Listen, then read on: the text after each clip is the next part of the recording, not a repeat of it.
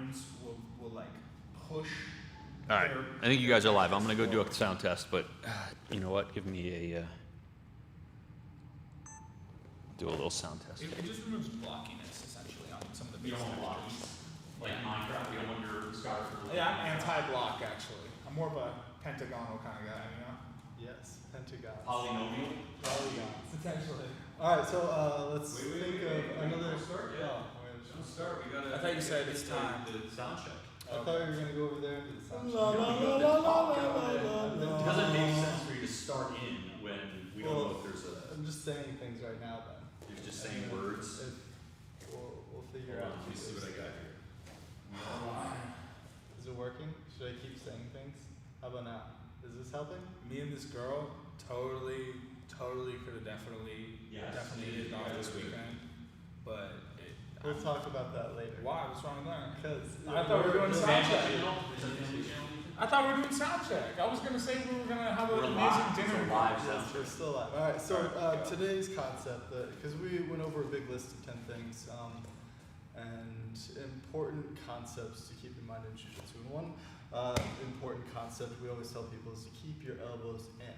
Right now, this is very important from a defensive mindset. Right, anytime that I'm in like bottom side control, bottom mount, whatever, right? There's no reason for me to reach for things, right? And anytime that I do, it's gonna wind up getting me in trouble, right? And this is very apparent because of rolling, right? Whenever someone is able to get under their arms, you'll get tapped, right? You get tapped all the time the more you reach out. But the thing is, this elbows rule, always keep your elbows in. This is true even offensively, right?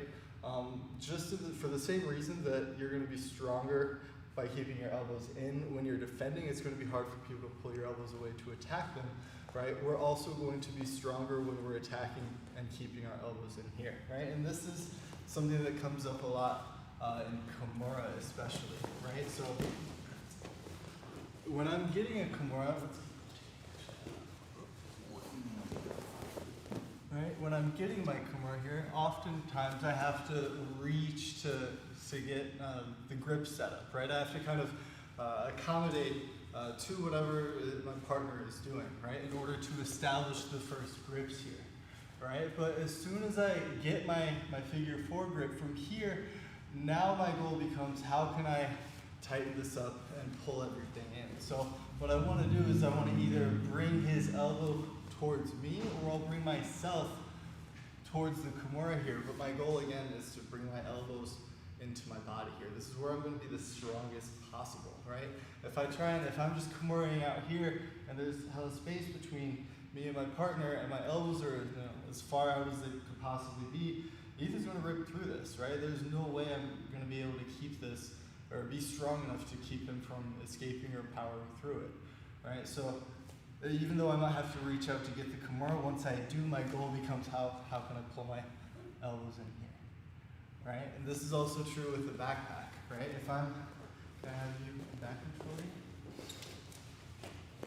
All right, if I get my seatbelt grip, this is great, right? But what I want to do once I establish this grip is I want to pull my elbows back to me here, right? And so this is going to keep his back glued to my chest here. A lot of people when they're here, like they get this grip and they're like, cool, right? And the problem is though, even though they have like what looks to be a good back control, if you're not pulling and tightening up the space here, right? Ethan's gonna have a really easy time starting to escape, right? Because there's all this space here.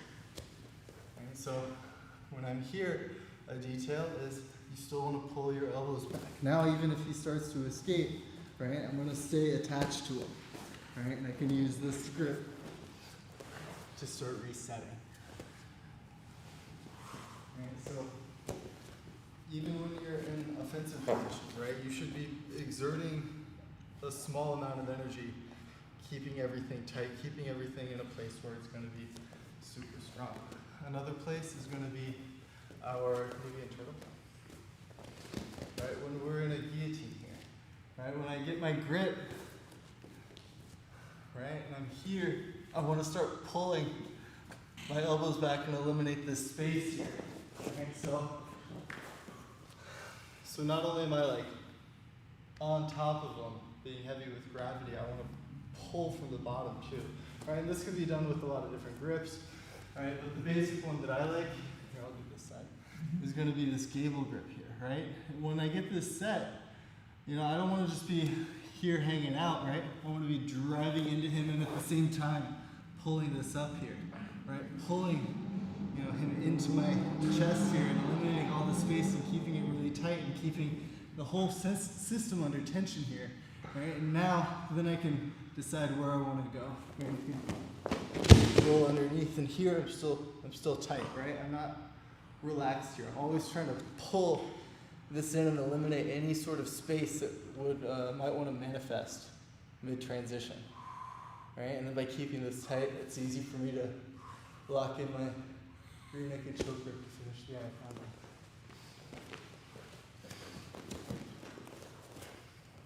Right, same thing. If I'm in my butterfly guard here, right? I might reach out to make a connection because in guard I feel a little bit more comfortable reaching and exposing my arms here. But as soon as I make my connection here, my elbows come back to my body. I'm pulling him into my chest here. I'm trying to hang my body off of his head and neck. Right? My legs are extending him out. Right? I'm not just relaxed here. Just hanging out doing nothing. Right? I'm pulling my chest up. I'm keeping weight on him here. Right? Pulling my elbows in so that I feel heavier. I feel stronger than I actually am. Right? If we're here and he's way far away and I'm reaching up here, I'm not going to be able to pull him down or control him as much, right? So I want to find a place where I can keep my elbows tight and then start working on breaking his posture down and going for these nice guillotines. Similarly, the nice core grind thing I've been working on for a while, right? Similar position, right? If I have to reach up and get this grip here, that's fine, but as soon as I get my gable grip, my elbows pull into my ribs, right? And I'm attaching my chest and my hips to this one part of his body, and if he tries to posture up, he's going to pull my entire body with him, right? Because I'm hanging off of it. I'm not relaxed, right? If I'm relaxed and he postures up, right, he's going to pull through, right? So I need to be keeping my elbows in, keeping my elbows glued here, right? And now, like, it's something that he has to deal with. Right? Where else?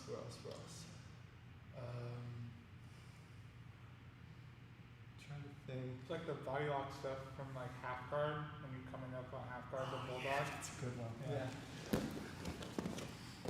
Yeah. I like this series. When we're in half guard and we come up on this underhook, right? I get my gable grip here, right? But I'm gonna pull my elbows in, right? And I can start using that to make sure he's bearing my weight in that half guard position, right? Or even, right, I pull this in, I like to get this butterfly in here, and I can actually like pull the spine to make him very uncomfortable. Ooh, or the one from butterfly when we come in here, when we get under, right? I want to pull in with my elbows and use that to roll over. You gotta be mindful of your face on that one. Yeah. We're like close guard here, right? My goal here, I want to be in a place where I'm in control of his posture and I've got my elbows in. So I usually go into this kind of, what is this, overtie here? Mm-hmm. Right, where I've got this, clench grip here, right? And now I'm trying to keep my elbows glued to my body here. So if he postures up, right, it shouldn't be easy for him to pull through this, right? Keeping weight here and attached. Right, so elbows in.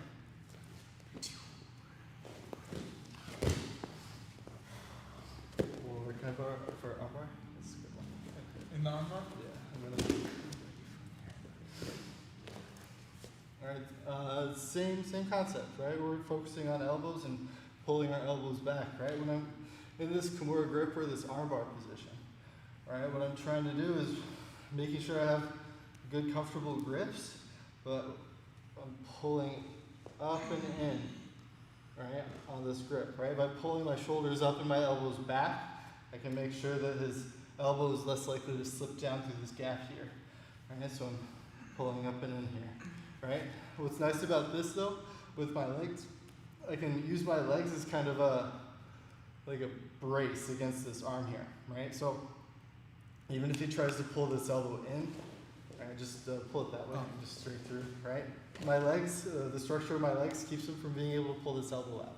Right? The way he tried to escape before, that's going to be the biggest vulnerability. Right? Where he turns towards me and he's trying to slip this elbow out. Good.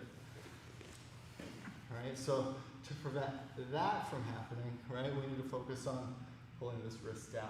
Alright, so I'm gonna lock everything in, push down on the wrist, pull up on the shoulder, keep the elbows super locked into the body here. Alright, I want to be able to really hang off of this here and know that my entire torso is going to stay attached to this arm. Alright, so elbows in, feeling really strong, right, and I can start pressuring just even the bicep slicer of the move, just from having such a tight grip.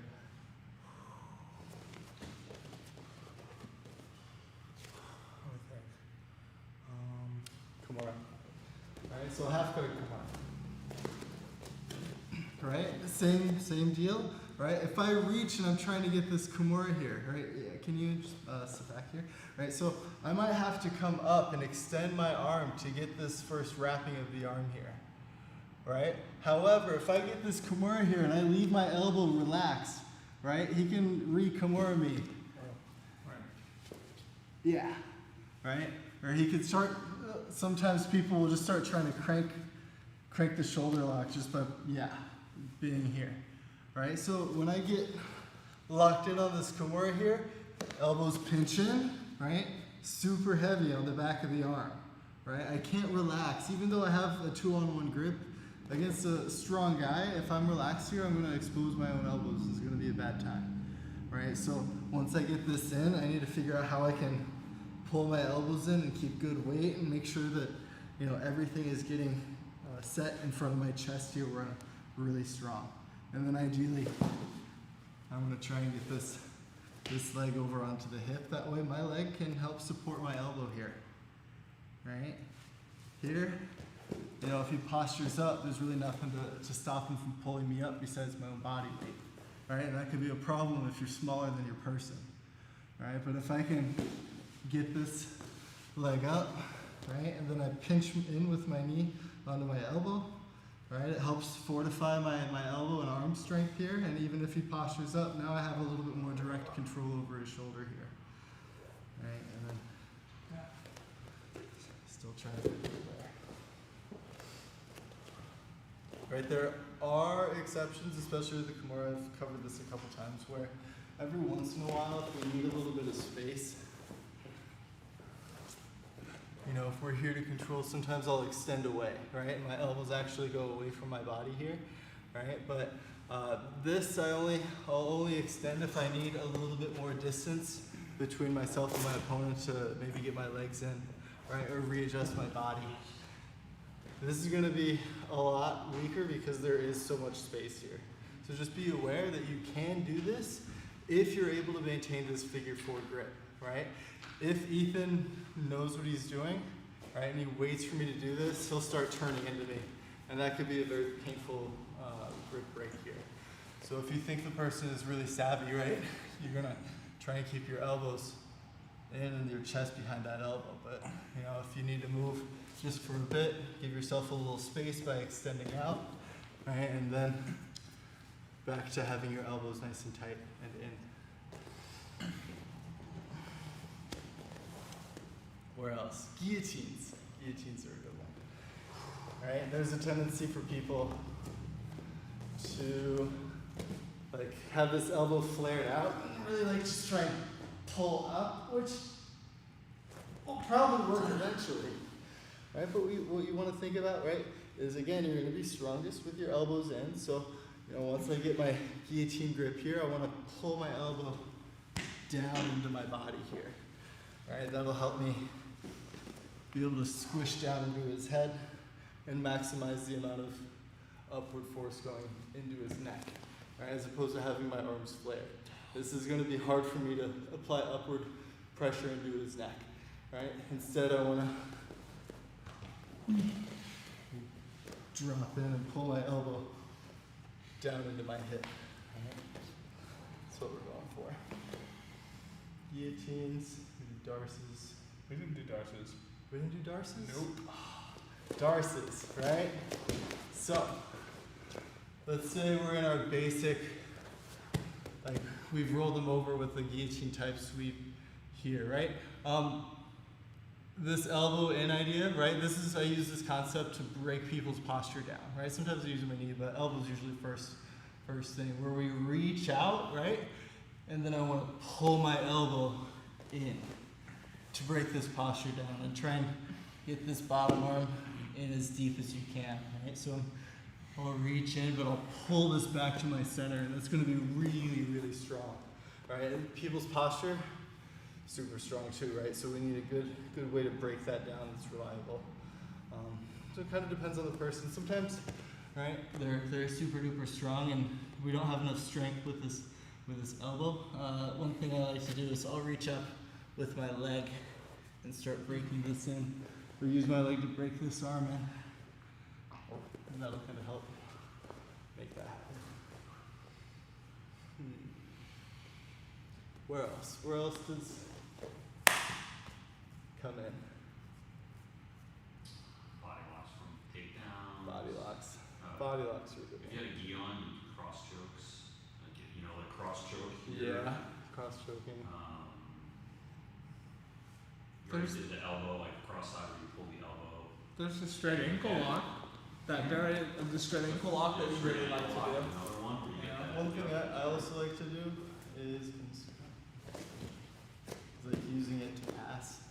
So if we come up here, and I'll get a nice gable grip here.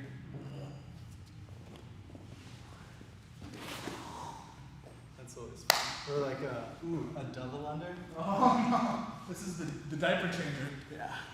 Alright, so we're here, I reach, I get my grip, and then once I get my grip, my elbows, I pull them in.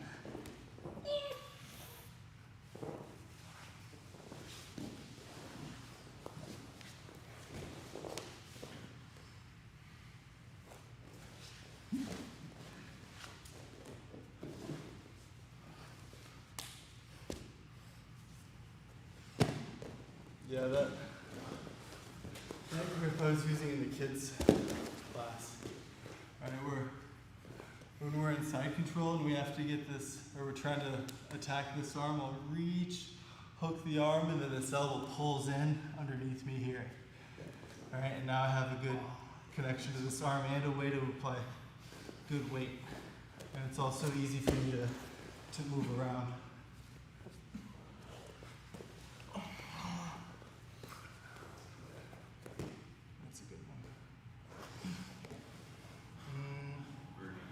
There's an attack. That's a good one.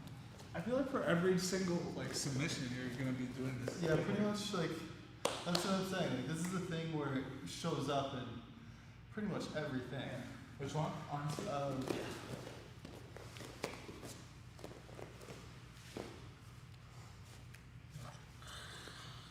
Yeah. Well, I always think more of the shoulders for this one instead of pulling the elbow back.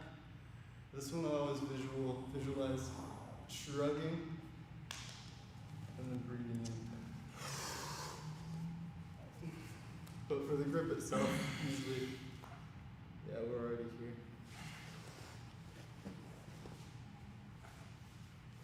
here. Here, more frame.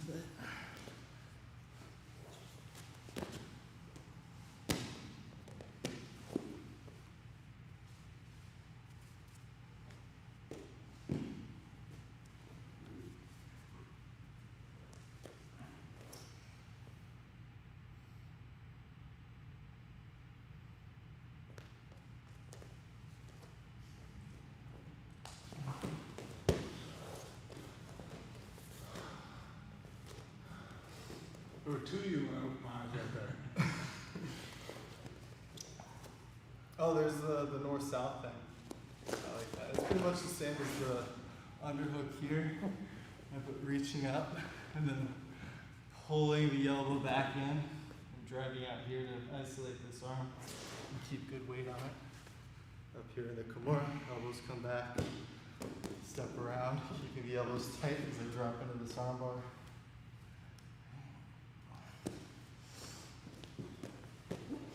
You know where the idea of attachment plays in a lot that you use is when, on that armbar like we were talking, when you hang up top, you know, when you put all your weight towards my head on the armbar, so that my shoulder, instead of it just being like this, it's like this.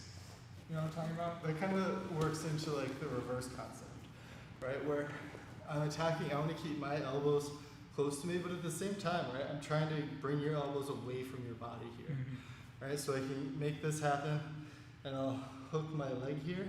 And now my goal is to expose the space underneath your ribs, because I want to get under there with my leg.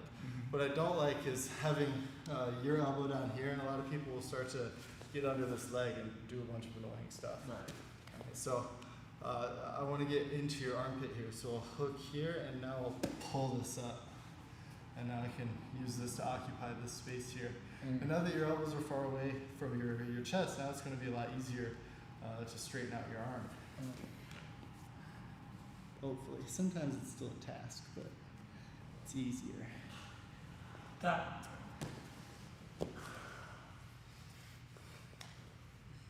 I guess also in that position it becomes much more of a shoulder lock. You know, because tap. I almost wrist locked myself as well. Sometimes it's a nice lat stretch too. Usually it's when I go into that triangle, so if I come under here, it's weird. If this is on this side though, this is my favorite, because then I can go for this arm. I was an alien right there. What my old instructor would always do, we would get this far arm here and like just hang out with the elbows. And just basically just like plank on your chest with an elbow here. And then with gi, there's all these weird little paper cutter chokes. But other than that, you can just live here. And it's very comfortable for me.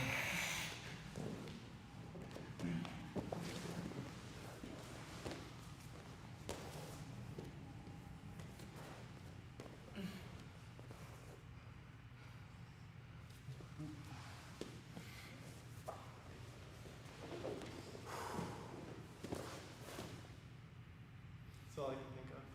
Heel hooks. Heel hooks? Always. I'm not very good at that one. Butt knocks, heel hooks. Your elbows in. Although, yeah, I have been thinking about, because I have a tendency to like reach back, and then once I'm here, like my spine's all out of alignment, and it's really hard for me to get any torque, right? But instead, just trying to pull up and in so that it's tight when I lock it, and my body's, not too twisted out of position, and then I can. It's already tight and I'm already engaged. Maybe a little bit of pullback.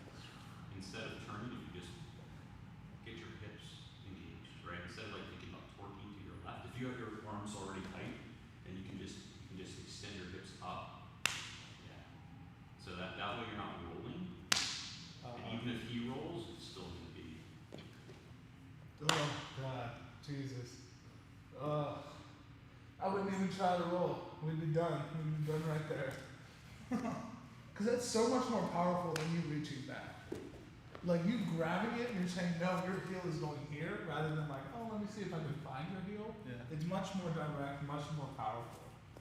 I was talking about that foot lock that Rich does earlier, where he does almost like a rear naked choke grip on the foot. There's a bit of attachment in that, because I feel like if you hinge your weight on that, then it really, it'll really, no, not from actually your arm. I'm talking from like, no, I'm not talking about from there. This one? I'm talking about the straight ankle lock, where you do like a rear naked choke grip. Here. Yeah, that. Yeah. Yes. What was really bad at this one? Rich is the master, I've noticed. Oh. Like I feel like you're hinging your torso weight onto that, and that's why I feel like it attached to that idea that you were talking about. I usually like to, for this one, try and pull this up and get my elbow attached to my hip here. And then when I start to drive, Oh yeah. Oh yeah. probably coming back here though. Wow. keep your elbows in. That's all the things I can think of for that one. Right? Even if you have to like reach to grab something, right? As soon as you get whatever connection you were looking for, right? Pull it in. Either pull them to you or pull yourself to them, or make the effort, right? Because you don't want to be. There's really no position where you want